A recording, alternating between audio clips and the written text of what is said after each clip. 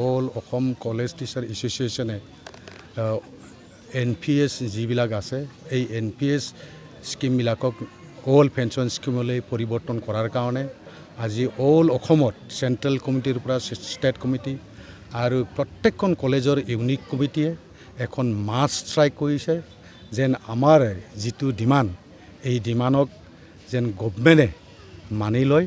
এইটোৰ কাৰণে আমি আজি 7 ঘণ্টীয়া মাছ ষ্ট্ৰাইক কৰিছোঁ।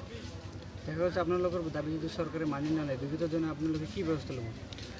আৰু যদি চৰকাৰে এইখিনি যদি মানি নলয় আমি ভৱিষ্যতলৈ ঠিক তেনেকুৱাই মাছ ষ্ট্ৰাইকৰ পৰা আদি কৰি পেন ডাউন এইখিনি কৰি যাম। আমি আশা কৰিছোঁ চৰকাৰে মানি ল'ব, যিহেতু অল ইণ্ডিয়াৰ ভিতৰত অলৰেডি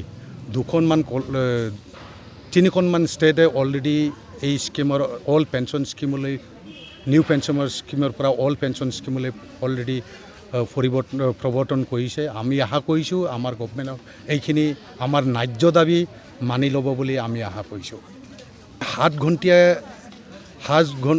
ঘণ্টা সময়ৰ কাৰণে আমি এই মাছ ষ্ট্ৰাইকটো কৰাইছে। আজি কোনো ডিপাৰ্টমেণ্টত আমাৰ ক্লাছ লোৱা হোৱা নাই আৰু আমি নকৰোঁ। নাই, ক্লাছ কমপ্লিটলি কোনো টিচাৰে ক্লাছ কৰা নাই আজি।